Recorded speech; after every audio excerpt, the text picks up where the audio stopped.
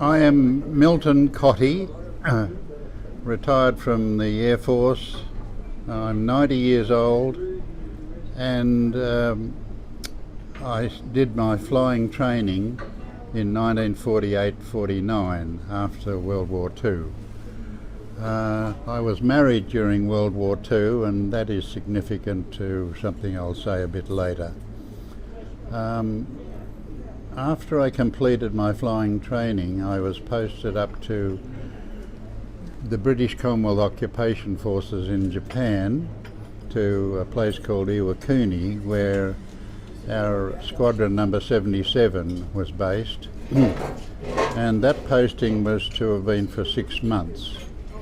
Towards the end of 6 months, I decided to bring my bride up to Japan, and she arrived on the 28th of July 1950. Sorry, 28th of, well, 3 days before the war started, which was, June. Anyway, so I had my wife with me, and she shared all of my experiences during the Korean War. On the 25th of June, when the war started, our squadron was put on immediate standby about 4 hours later because we were part of the United Nations battle group, and we were asked to go on standby. We armed our aircraft and got them ready for war. However, our government's approval was necessary before we could get involved in the war, and that took 2 weeks. 2 weeks where we were waiting and learning as much as we could about where Korea was and how could we get there, and what was happening. So we were all apprehensive as to what was to happen. On the 2nd of July,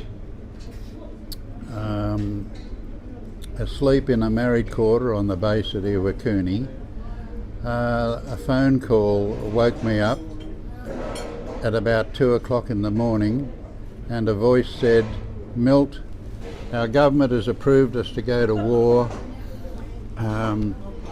There'll be a jeep around to pick you up in half an hour.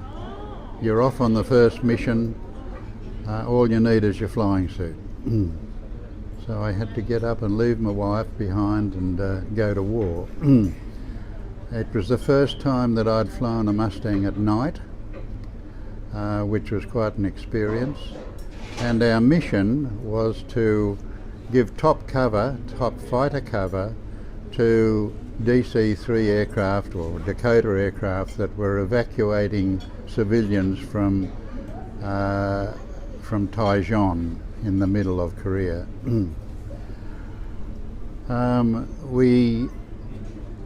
We flew across the sea towards Korea, and we normally flew a section of 4 aircraft. Very rarely did we fly any fewer than 4 aircraft in one section. One aircraft had to turn back with radio trouble, so that left 3 of us on the mission. We were fueled up with fuel in every conceivable tank, and our aircraft were consequently unstable. We had full guns, 2,500 rounds of .5 ammunition in the 6 guns, and we were ready for air-to-air combat. I had had very little training as a fighter pilot in that role, and was wondering how I was going to manage. As we approached the coast of Korea, one of the members, number 3, surged forward, and we wondered where he was going, because we're normally in a formation, And the leader called up and said, "Where are you going, Tom?" And then the penny dropped. He wanted to be the first into Korea, and he was. we chased him, but we couldn't catch him before he crossed the coast. Anyway, it wasn't a very successful mission. We found an airfield which we thought was the right one, circled around it for a long while, and then went back home to Japan. My third mission was very eventful. We checked in with a control centre and were given coordinates to go to, which was to a little place called Pyeongtaek, just south of Seoul. And that's where the bomb line was. That's where the enemy had advanced to at this stage, and there was an airborne forward air controller giving us directions as to what to do. But we contacted him by radio, and we were about 10 miles away from him when he suddenly called up and said, little friends, come hubba hubba, I'm being attacked." Now, Little Friends is a name for Mustangs, which derived out of World War II, because they were escorting bombers into Germany, and the bomber crews called them Little Friends, and hubba hubba has come quickly. So it was a funny mix of language that we heard on the radio.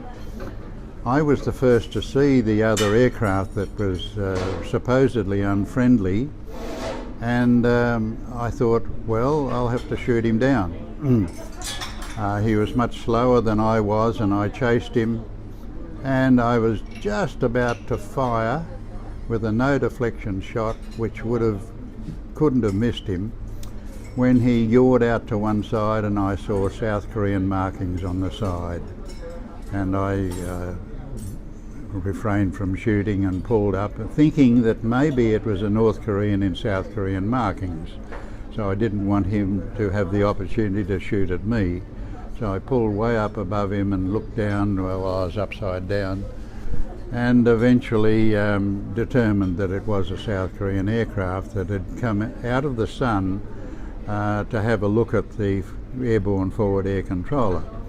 Now back to the forward air controller, who had as targets, or had as a target, a little bridge over a little river near Pyeongtaek, which he wanted us to knock down. Now the armaments we had were just 3-inch rockets with 60-pound explosive heads, and we thought that they would be rather ineffective against a bridge. Nevertheless, as we started attacking the bridge, tanks were coming down the highway and they were firing at us, so I diverted away from one attack to fire at the tanks, and at that stage we hadn't worked out that the best way to hit a tank was from the rear, and I was firing at them from the front. Anyway, it stopped the tanks from progressing down the highway, and then we tried to knock the bridge down, expending all our ammunition. And then we didn't have enough fuel to get back to our base in Japan, so the forward air controller said, well, you can come back to my airfield at Taijon. And we followed him, and it was late in the evening and getting dark, and by the time we landed at this little airfield at Taijon, it was crowded with other aircraft of all types, and we had hardly a place to park our aircraft. And here we were, three Australians in funny-looking flying suits, which had been made in Japan. They were actually white at the time. And we were carrying around a Mae West and a .38 revolver, and we were trying to get a message back to our base in Iwakuni in Japan. We found a communicator who wouldn't take our message, so because of higher priority traffic at the time, we could hear artillery in the distance, and we wondered whether we would be overrun during the night. We found a place to sleep in an empty house, and the next day we foraged around for something to eat. The Americans on the base didn't know that Australia had entered the war, so they were trying to get us to do things that we didn't want to do. Anyway, we had to get some fuel, so we found an airman with a fuel tanker, and he didn't want to give us any fuel because of the shortage of fuel, and I traded my revolver for a tank of fuel, and that was the way we got back home. Anyway, because of that, the leader that I had normally flown with had flown on another mission with someone else, and he was our first casualty. And if it hadn't been for the fact that we had been delayed from getting back to our base that night, he launched the next day before we got back to the base, and he was our first casualty. He flew into the target and was killed. That upset us no end, and shortly after that we lost our commanding officer, and we then progressively lost more and more people. We lost something like 41 pilots and many more aircraft. The missions that I flew early in the war were hectic because the enemy was advancing regardless of what we were doing. We were trying to stop them all the time, and when they got down as far as the Naktong River, General MacArthur, the overall commander, said, "Hold the river, don't let them cross the river." And we fought valiantly to help troops on the ground who were on one side of the river and enemy on the other side. I found a bridge across the Naktong River at a place called Chilgok, and I had two 500-pound bombs, and I thought, well, maybe they will want to cross the bridge, so I'll knock it down. I tried to hit the bridge with my two bombs, and I missed. Fortunately, because several days later a message came down from General MacArthur's headquarters saying that bridge is off limits because we want to take an offensive shortly and we want to cross the river on that bridge. Anyway, that bridge is still standing, even though a new bridge has been built beside it at Chilgok now. Now, I have been back to Korea a couple of times since the war, and the Battle of the Naktong River is quite a classic. We were able to hold it. A funny incident occurred while we were doing that. We were flying from a place called Taegu, which is now called Daegu, and it was a very active airfield, and we would fly across from Iwakuni in Japan with a load of weaponry and deliver it, and then refuel and rearm at Daegu. And one of our targets given to us out of Daegu was a railway tunnel in which North Koreans were putting supplies and men to hide during the day, and we were to knock down the entrance to the tunnel. We had rockets, and to get rockets onto the tunnel mouth, we had to fly very low along the railway line, approaching the tunnel, bearing in mind that there was a hill to go up and over when we fired our rockets. And after a while we were getting the odd rocket down the tunnel, and every time a rocket went down the tunnel and went off inside the tunnel, there would be a huge smoke ring come back out of the tunnel, and this amused us very much. And from then on, it was a competition to see who could blow the best smoke ring. And of course, we were very effective in knocking out whatever was stored in the tunnel. We knocked down bridges, we knocked down gun emplacements, we strafed, dug in troops, we had no rules of engagement actually. I wasn't aware of any rules of engagement. We made up our mind as we went along. In wars these days you have rules of engagement. You can hit this or you can't hit that sort of thing.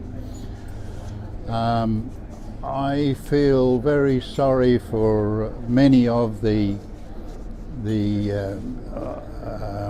citizens of South Korea, because often we would be tasked to fire at people on the ground that had enemy mixed in with the local population, and that leaves me very sad that we had to do that. In fact, I'm emotional about that.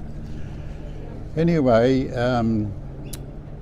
all of this time my wife was back in Iwakuni in Japan, and later in the year, later in 1950, we moved across to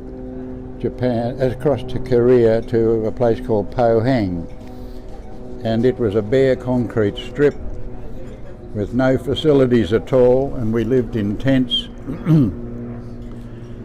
And it was a very frugal existence, and we were resupplied by transport aircraft coming out of Japan. And I can remember on one sortie out of Pohang, where we went up as far as occupied Seoul and the airfield there at Kimpo, and I dropped 2 bombs on the main runway at Kimpo, and one of those bombs hit the runway and made a big crater. About a week later, the landing at Incheon had occurred, and Kimpo had been retaken, and we flew into Kimpo at night to support a paradrop operation that was being launched at Suncheon and Sukcheon. The biggest paratroop operation in the world, I understand. Anyway, this was to cut off enemy troops from that were trying to retreat towards the north. And I can remember running over a rough patch on the runway, and I thought to myself, well, they've filled in my bomb crater and I've just run over it. We spent the night in a bombed out terminal building at Kimpo. It was absolutely destroyed, and it was the only cover we had, and the only place we could spend the night. And the next morning we supported this big paratroop drop at Sukcheon and Suncheon, flying in amongst the paratroopers as they dropped down and giving them support. Now, after I'd flown 50 missions, which was towards the end of 1950, I was posted back to Australia, and went back to Australia with my wife on a ship out of Kure, on what I call Hell Ship Chang Ti. And I have been back to Korea several times, and I'm amazed at the reconstruction of the country. We left it with hardly a building standing anywhere. Anything that stood up was knocked down, and now to go back and see the advances South Korea has made is quite incredible. And a group of us were feted at a ceremony at Chilgok, which was played on TV live. And we were on a stage with garlands of flowers around our necks and hailed as heroes, which was rather, forgotten the word. It was a little unusual for us to be called heroes. Anyway, everywhere we went in Korea we were hailed as heroes, but I don't think we deserved that. Anyway, in front of us on this stage, in front of a vast number of people on the side of the river, the Naktong River there, there was a row of little tables, and on the tables were what we thought were little gift boxes. And we were asked to approach these tables after a while, and in each of these little boxes was some soft clay, and we were asked to make a handprint. We put our hands down on the clay and pushed it into the clay, and when we took our hands away, there was a handprint. Now these were to be the first exhibit in what was to be called the Peace Museum along the Naktong River, and I'm rather keen to hear whether that museum has progressed and how finalised it is. I would love to go back and see it. Since then, I have had a very unusual Air Force career.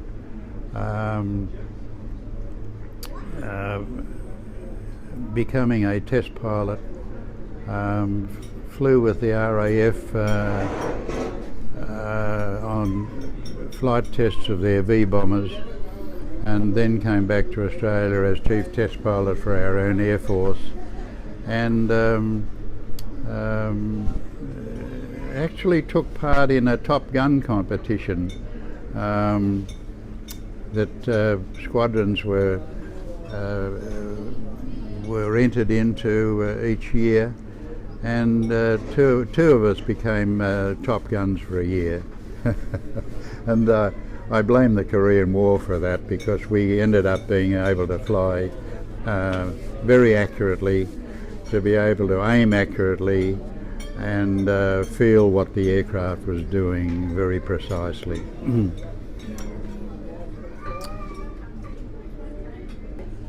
I would like to add that my younger brother, name of Keith Cotty, thought that if Milt can do it, so can I. So he joined the Air Force, and he was trained on a number 6 post-war flying training course. He was posted to Kempo and flew meteors out of Kempo. So 2 brothers flew in the Korean War. Okay.